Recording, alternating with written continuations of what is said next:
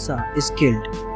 Lord Krishna and Balram now approached evil Kansa, the demon king, as he sat away from the arena in his palace. Kansa saw them and fearfully ordered his guards, tie both the brothers in iron chains and put them in prison. The prophecy that Lord Krishna would kill the monstrous and ruthless demon king was about to come true.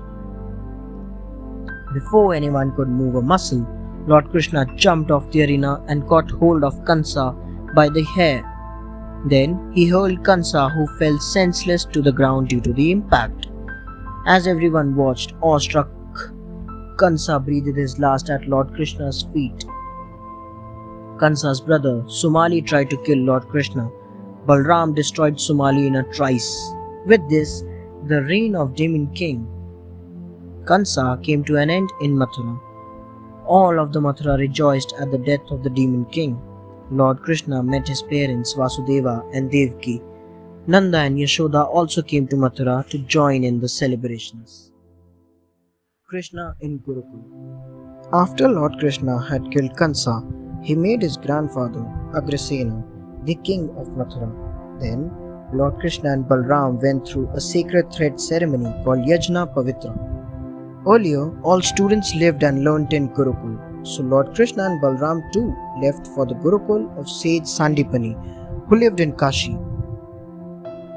Lord Krishna and Balram had killed many demons and earned universal fame. Even then, they followed their Guru's commands obediently and humbly.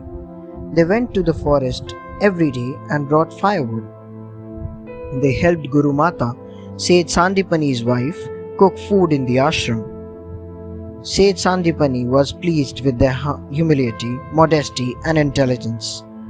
Lord Krishna and Balram read spiritual Vedas like Yig, Yajur, Sam, and Atharva, the Upanishads, and worldly knowledge like Kalp, Jyotisa or astrology, and Vyakarna or grammar.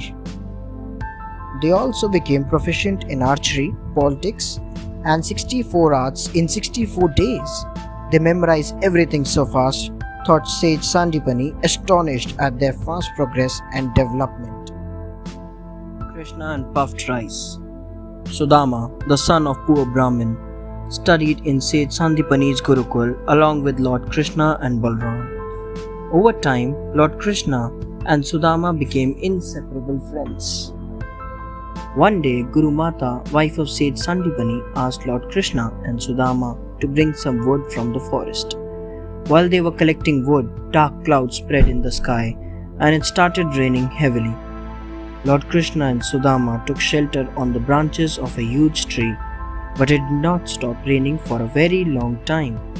Sudama, I am feeling very hungry, Krishna complained, but Sudama, who was on the branch above him, did not answer, for he was busy eating the puffed rice that Guru Mata had packed for them both. When Krishna climbed up the branch and caught Sudama eating red-handed, he said jokingly, Sudama, you owe me this puffed rice. You will give it to me later. Soon it stopped raining and they both went back, forgetting the incident. Guru Dakshina. In earlier days, there was a practice called Guru Dakshina. After completing their education, students would make a token offering of gratitude to their Guru. This offering was called Guru Dakshina. When the education was over, Lord Krishna and Balram went to Sage Sandipani. Standing humbly with bowed heads, they asked, Gurudev, it is time for us to return home. Kindly tell us what we may offer to you as Guru Dakshina. Sage Sandipani said, Krishna and Balram, it was my good fortune to be a guru to the ideal students like you.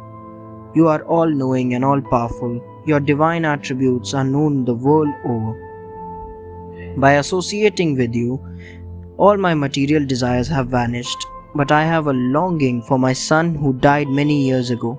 He had been playing on the beach and somehow he was drowned. I want you to resurrect him and bring him back to me. Thus, Lord Krishna and Balram set out to fulfill their Guru's desire. Krishna's conch shell. As per Sage Sandipani's request, Lord Krishna and Balram went to bring his son back. They went to the ocean shores of Prabhasa and ordered the god of ocean to give back Sage Sandipani's son. The ocean replied, The boy is not in my grip. He was taken away by demon Shankha.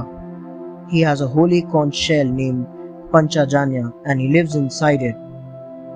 Lord Krishna entered the ocean and killed Shankasur, but he did not find the boy there. So he took the conch shell and went to Yamapura, the kingdom of Yamraja. When Krishna blew the conch, Yamraj welcomed him. When he ordered the boy's return, Yamraj returned Sandipani's son. Once he was brought back to life, Krishna and Balram handed the boy over to their guru Sandipani. From that day onwards, Lord Krishna carried the conch shell with him. He even blew conch shell Panchajanya along with Arjun's conch shell Devdatta, signaling the start of the war of the Mahabharata. Thanks for watching. Do like, share, subscribe to Sahil Book House.